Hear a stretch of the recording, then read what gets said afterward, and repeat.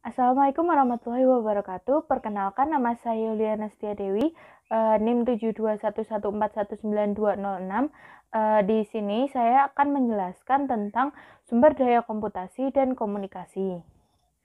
Semua komputer untuk tujuan umum itu memiliki jenis-jenis komponen yang sama. Komputer-komputer yang lebih besar memiliki komponen yang lebih banyak dan lebih cepat daripada komputer mikro.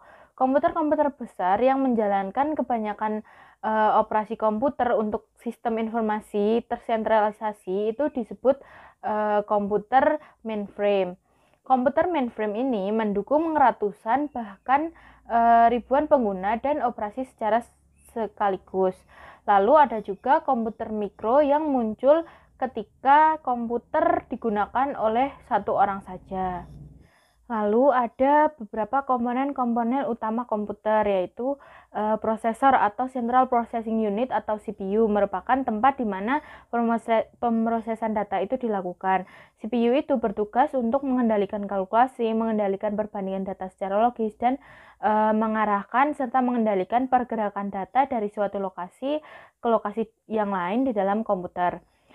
Yang kedua itu ada memori atau random access memory atau ruang penyimpanan primer. Memori yang terletak pada papan sirkuit utama komputer itu yang disebut motherboard. Data dalam memori sendiri itu akan hilang ketika daya di dalam komputer itu dimatikan.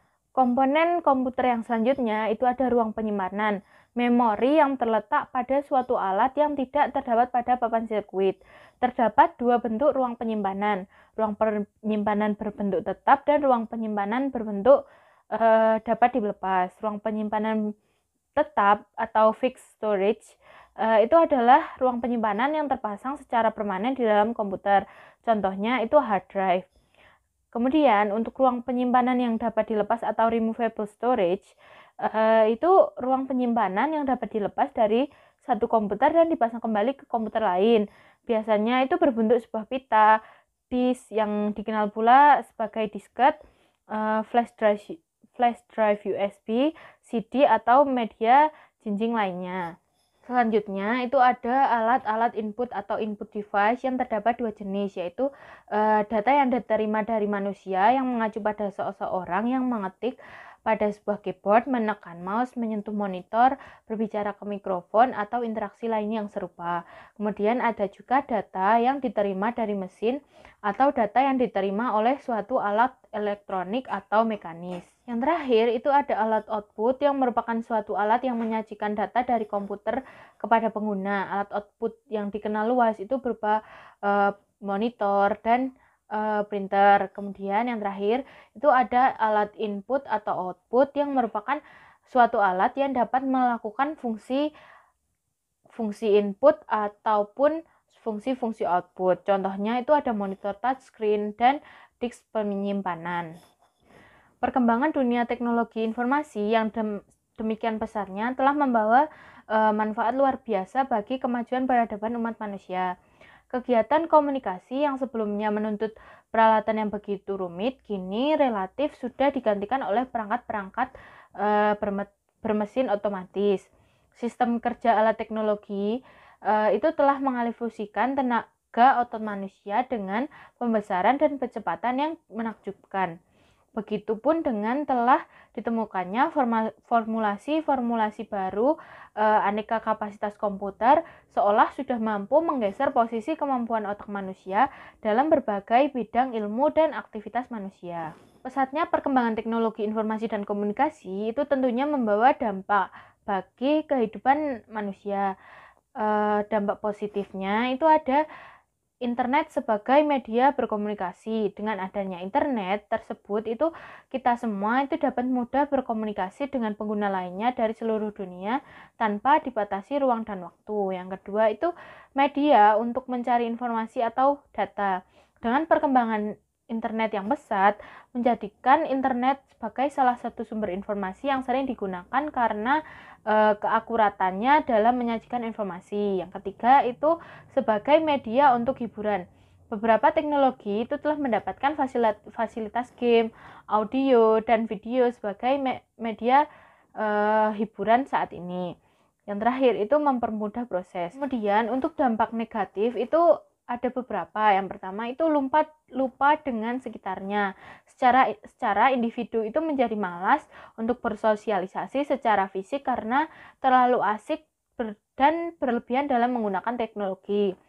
Yang kedua itu terjadinya cyberbullying yang marak saat ini. Kemudian yang ketiga itu ada konten negatif yang akan berkembang dengan pesat. Walaupun pemerintah sudah berusaha membatasi agar tidak ada konten negatif di internet ataupun media sosial lainnya, namun hal itu sama saja karena masih banyak konten negatif yang masih beredar sampai saat ini.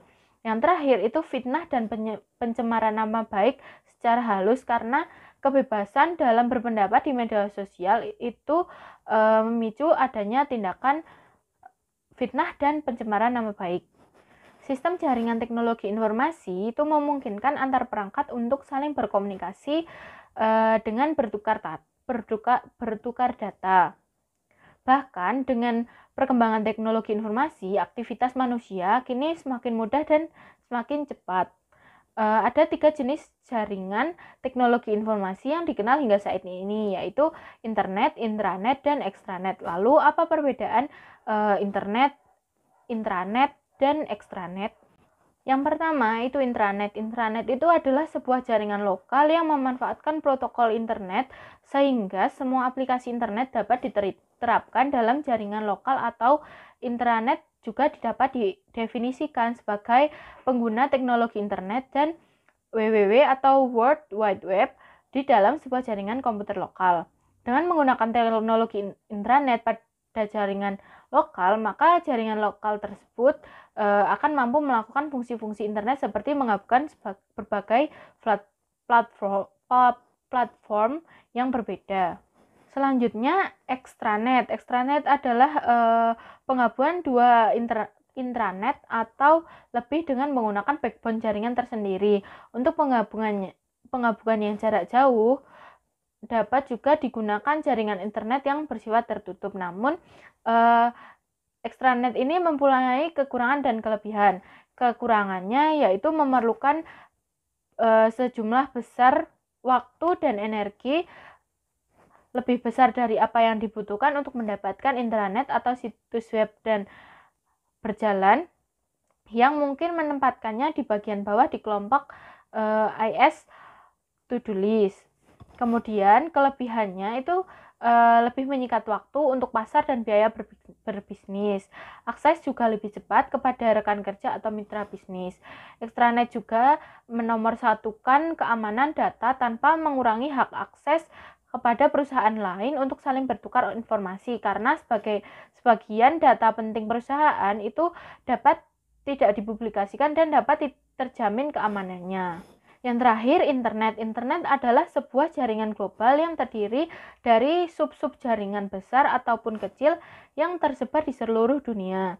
Internet itu menggabungkan protokol TCP/IP yang bersifat platform independen atau antar operabilitas sehingga mampu menghubungkan komputer dengan arsitektur yang berbeda. Sekian materi dari saya. Terima kasih. Mohon maaf apabila ada salah kata. Wassalamualaikum warahmatullahi wabarakatuh.